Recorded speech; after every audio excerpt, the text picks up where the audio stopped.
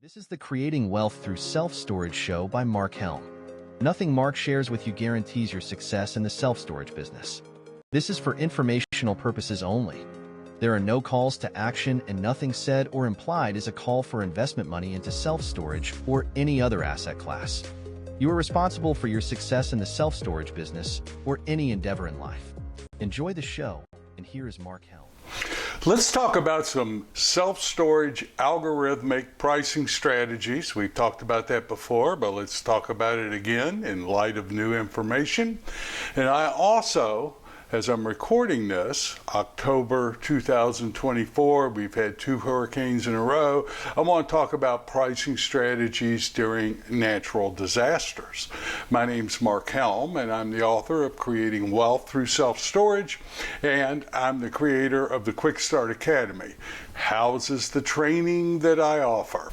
There's a lot of free training there. There's also courses like the on-demand self-storage boot camp, which is designed to take you from wherever you are right now all the way to putting your first or your next self-storage facility into service. So I want to talk about pricing strategies and a couple of items that are relevant during the natural disasters. Again, as I record this, we've had 2 hurricanes in the past week and a half. And as you can see, as the climate changes, the hurricanes are not only affecting the areas where they make landfall, they can go hundreds of miles inland. The eye of the hurricane never got anywhere close to Asheville, North Carolina, but you can see what happened there. So we're going to talk about pricing during these times. But before I do, let's just talk about dynamic pricing, algorithmic self-storage pricing. So I've talked many times about dynamic pricing, algorithmic pricing. I'm not going to go into it right now. I can hear a collective sigh of relief out there. But I have been saying that if not managed by the industry or the owners, this bizarre pricing that can sometimes occur with this algorithmic pricing, if we don't manage it, then regulations are going to step in and manage it. And no one wants to see that. State by state, regulations have stepped in and managed our late fees in our industry.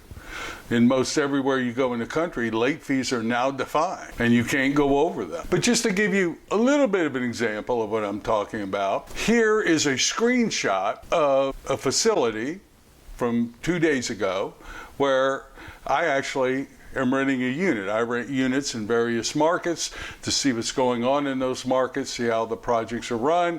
Here's one in a market. Look at this pricing. This is climate control. You can see that the 10 by 10s are, quote, usually $141, but they're going for $79. So if I was underwriting this, for example, I would probably underwrite it in the $140 range. And then in the first year or so, as I'm leasing up, I might offer discounts. I don't think I would offer that steep a discount. But here's the deal. For that unit, I'm paying $180. I'm not paying $140. I'm paying $180. Now, when I moved in, it was close to what they're offering, but it has gone up in the last year and a half to 2 years. I'm debating whether I should send a partner in, release a 10 by 10 at 79, move out of this one, and again, see how fast the pricing goes up. Anyway, what I've been saying in the past episodes is I think there's going to be enough complaints that state by state, my thought was that state by state, regulations are going to set in about what you can have as a price increase in our industry because of abuse like this. I was surprised, not shocked, but surprised when a member in our inner circle, which is our mastermind, it's a small group of us that meet together Fridays. By the way, it's open. We're looking for about 5 new people. There is a link in this text if you're seeing this on Creating Wealth Through Self-Storage. If you're looking at this on YouTube, there's a link to find out more about this group. But I was surprised when a member in our group posted about the DOJ filing suit against Real Pages just over this algorithmic pricing strategy used by the self-storage industry. You will also find a link to the article that our member posted. Basically, from reading it pretty briefly, the argument I see that the DOJ on a federal level is filing is that RealPages, by having all of this data and sharing it with all of the owners who are subscribers, and everybody having access to what everyone else is charging and can see and organize their rates accordingly, then in effect they're violating antitrust laws, that there's collusion going on because all these rates are being shared by all the owners. It's like de facto price fixing. At least from what I can read, that is like the main argument that the DOJ is coming at the industry with, or coming at RealPages with. It actually seems like a real stretch to me to use antitrust laws as a way to interrupt this algorithmic pricing strategy that so many of us use. But I bet in states, many states, enough complaints are rolling into the state's attorney general that pretty soon, state by state, they're going to be addressing it. Now, who knows where this DOJ case will go against RealPages, but it is a real shot, in my opinion, it's a real shot across the bow to our industry that we've got to really look and manage and get a lid on how we're using this algorithmic pricing strategies. I don't know that they will be successful against RealPages, but it really is a warning. However, I want you to picture something. I want you to picture that you're using algorithmic pricing strategies, and they're basically looking at what other people are charging, how full units are, and as the units get real full, automatically your prices go up. I want to picture that you have that. Now picture you're in North Carolina, or you're in South Carolina, or you're in Florida, and a hurricane comes through, and a natural disaster comes through, and this algorithmic pricing all of a sudden, because everybody needs storage, takes your units from $120 to $180. Is that a stretch in your mind that that could happen? Well, let's talk about what's going on state by state in that area. So in Kentucky, for example, where I live, if an emergency has been declared, it is illegal to raise your prices more than 10% during a state of emergency. Offenders could face up to a $25,000 violation fee. What if I didn't know that and my pricing just went from $120 to $180? In North Carolina, effective September 25th, look at this. It's unlawful to rent or sell or offer to rent or sell a commodity, and self-storage is considered a commodity, at an unconscionable price. Violators will face a fine up to $1,000 per violation, according to the Attorney General. And that's in place for 15 days after a disaster has been declared. I don't know what unconscionable is, but I'm sure going from $120 to $180 could be considered that. In Virginia, there's the Anti-Pricing Gouge Act. It prevents providers of services from gouging, raising prices during a disaster for 30 days after a natural disaster is hit or a state of emergency has been declared. Florida, South Carolina, Virginia, Kentucky, Georgia, many states have these laws that are in effect that regulate pricing during disasters.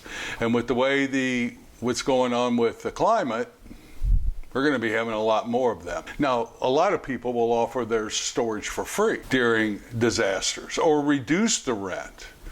But if you've got algorithmic pricing and you're not paying much attention, it could really go up. So just know where you own property, what the state laws are in states of emergency and natural disasters, and act accordingly. Now, almost all these states I have named are, quote, red states, business-friendly states.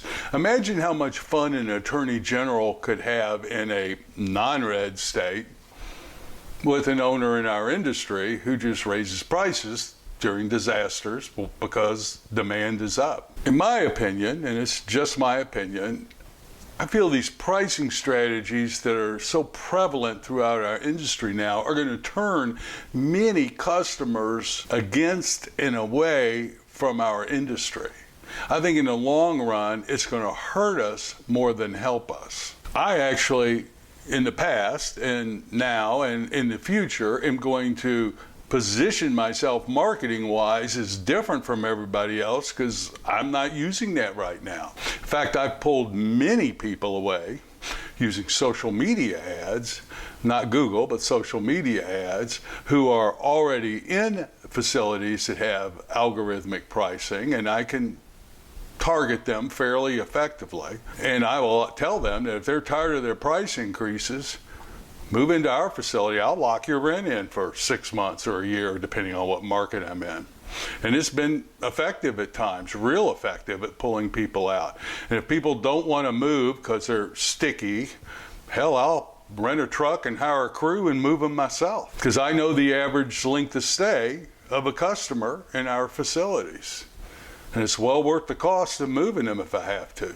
My biggest fear is that this algorithmic pricing strategy for the self-storage industry is going to create regulations in our industry, and none of us want to see our industry more regulated. So as an industry and as an owners, we need to get our eyes off the immediate profit this month, this quarter, by using this strategy and look at the long-term effect it's going to have on our industry. Just my thoughts today in October 2024.